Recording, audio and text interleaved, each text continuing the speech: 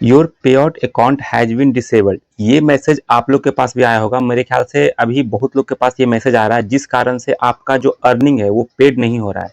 देखो यहाँ पे मैं दिखा दूं, यहाँ पे इनके पास देखो कितना बना हुआ है, यहाँ पे $926.80 बना हुआ है, यहाँ पे आप देख रहे होगे, तो इनका पेड नहीं हुआ है। तो क्या ये डिसेबल होने के बाद पेड होगा या नहीं होगा, ये समझ लो। और ये डिसेबल होता क्यों है, सबसे पहले आप ये जान लो डिसेबल होता क्यों है, तो आप उससे बचे रहोगे, कभी आपका फ्यूचर में डिसेबल नहीं होगा। आप लोग अगर ये सोच रहे हो कि डिसेबल्ड होगा उस टाइम ये वीडियो देखेंगे, तो आप बहुत बड़ी गलती कर रहे हो, क्योंकि जिस टाइम आप डिसेबल्ड होगा फिर मुझे मैसेज करोगे सर मेरा डिसेबल्ड हो गया है, तो आप उस वीडियो का लिंक सेंड करें। तो भाई लिंक सेंड नहीं कर सकता, आपको प्लेलिस्ट में फेसबुक का प्लेलिस्ट बना हुआ है, आपको थंबनेल से ही पता लग जाएगा कि ये वीडियो इसके अंदर क्या है, किसके रिगार्डिंग ये वीडियो बना हुआ है।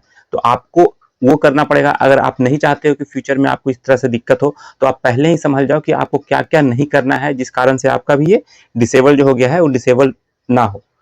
मेहनत आपका सारा का सारा धरा रह जाएगा, जब भी आपका डिसेबल हो जाएगा आपका जो पेमेंट आ रहा है वो नहीं आएगा, और दूसरी बात जो भी अर्निंग हो रहा है वो पेड नहीं होगा।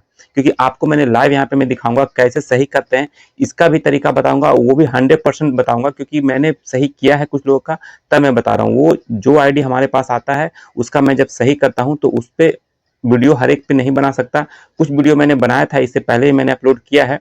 जो लोग कहते हैं कि मेरा आप स्क्रीनशॉट या वीडियो रिकॉर्डिंग करके आप डाल सकते हो, उनका मैं रिकॉर्ड करता हूँ। जो नहीं कहते हैं उनका बस प्रॉब्लम सही करता हूँ, उनका जो पेमेंट वगैरह है जो भी पेड, सब पेड मेथड होता है। जिनका मैं करता हूँ उनका पेमेंट लेता हूँ, क्योंकि उसमें टाइम लगता है। ऐसा नहीं कि आप 2 मिनट में इसको सही कर लोगे, 2 मिनट वाली चीज़ नहीं है, इसमें टाइम लगता है।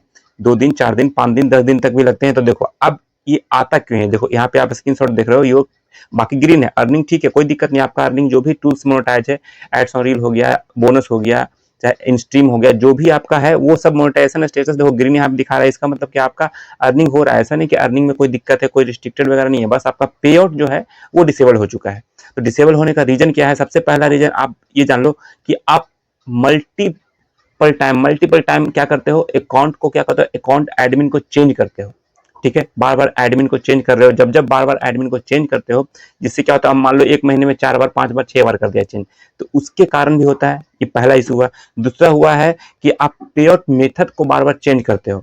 पे आउट मेथड आप ये समझ लो, कुछ लोग का इशू ये होता है कि सर मेरा तो 2000 बन गया, मेरा तो $1500 बन गया, तो क्या बैंक ट्रांसफर में इतना आएगा? तो बिल्कुल आता है। मैंने बोला है कि 3000 से 3500 तक मुझे पता है कि वो आता है, क्योंकि मेरे जितने भी लोग मेरे टच में है, जिनका पेज मेरे पास है, प्रोफाइल मेरे पास है, तो उन पे जब अर्निंग होता है और उनका कोई इशू नहीं होता है, उनके बैंक ट्रांसफर में आ रहा है, तो आपका भी आएगा।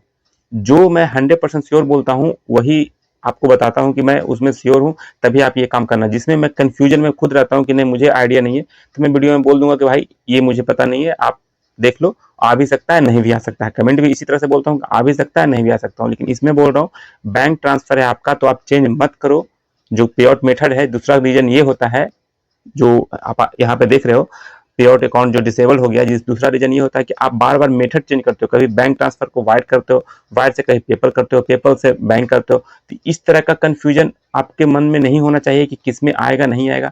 आप आराम से काम करो और 100% आता है। ऐसा कुछ नहीं है कि अगर $2000-3000 भी बन गया है तो बैंक ट्रांसफर में आएगा। ऐसा नहीं कि 3000 बन गया तो आपको वायर करना पड़ेगा। ये दूसरा रीजन हो गया। तीसरा हो गया कि जैसे बार बार आप अपने पे आउट में जाके सेटिंग में जाके कभी मोबाइल नंबर अपडेट कर रहे हो, कभी कुछ एड्रेस अपडेट कर रहे हो, कभी कुछ और अपडेट कर रहे हो। जितना बार आप अपडेट करते रहोगे, समझ लो कि आपका वो रिस्क हो में जोन में जा रहा है पे आउट अकाउंट।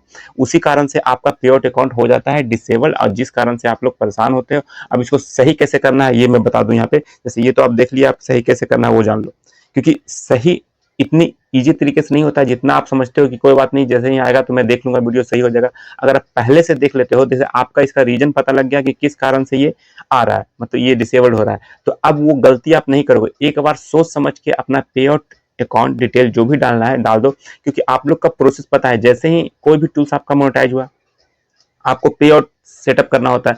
जैसे ही पे आउट सेटअप आप करते हो, उसके बाद जैसे ही अर्निंग का जो क्राइटेरिया कंप्लीट होता है, $25 वाला बैंक ट्रांसफर है, $100 वाला हो गया वायर ट्रांसफर, पेपल वगैरह, तो जैसे ही वो कंप्लीट होता है तो आपका सबसे पहले प्रोसीड होकर पे होता है कहाँ, पे आउट में जाता है। पहले पे आउट में जाता है, उसके बाद वहां से आपका 7 दिन, 10 दिन, कहीं 15 दिन भी लगते हैं, कभी 4-5 दिन में ही आ जाते हैं, तब जाके बैंक में आता है। ये प्रोसेस होता है।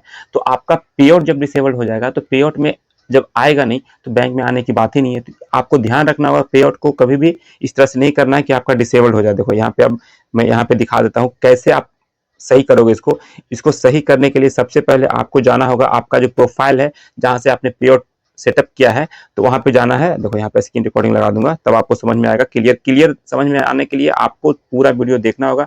स्किप करके यहाँ से मैसेज मत कर देना कि सर मुझे ये दिक्कत आ रहा है। जो जिनका स्क्रीनशॉट मैंने लगाया है वो भी अगर देख रहे हैं तो आप यही काम करो, और मैसेज करने की कोई जरूरत नहीं है कि आप पर सही नहीं हो रहा है। मैं जो प्रोसेस बता रहा हूँ वो करो, सही होगा, क्योंकि मैंने जब किया है तब ये प्रोसेस मुझे पता है कैसे कैसे करना है।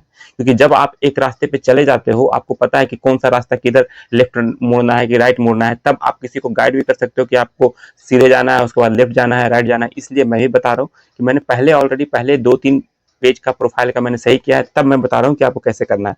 आपको यहाँ पे देखो जाना है, यहाँ पे जैसे ही आप जाओगे, यहाँ पे प्रोफेशनल डैशबोर्ड में जैसे ही जाओगे, देखो यहाँ पे देखो नीचे यहाँ पे होगा एक ऑप्शन आपको दिखेगा, नीचे आ जाओ, नीचे आ जाओ, इसमें क्लिक नहीं करना। देखो सी मोर में सपोर्ट्स लिखा हुआ है, यहाँ पे क्रिएटर सपोर्ट, यहाँ पे क्रिएटर सपोर्ट में जाके आपको टच करना है। जैसे ही टच करोगे यहाँ पे देखो इशू कैटेगरी। अब इशू आपका किस में है, आपका इशू किस में, पे आउट में इशू आ रहा है, तो यहाँ पे सीधे आपको यहाँ पे मोनेटाइजेशन सेक्शन में जाना है। ध्यान रखना, स्टेप बाय स्टेप ऐसे जाना।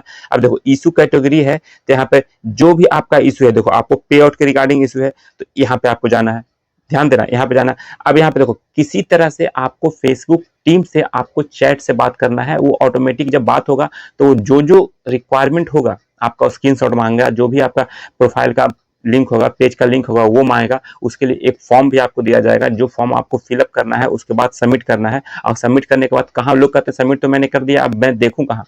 देखो फेसबुक या तो आपको मेल भी कर सकता है, आपके मेल जिस फेसबुक में आपने डाल रखा है उस पर कर सकता है, या आपको कहाँ पे करता है वही बताता हूँ।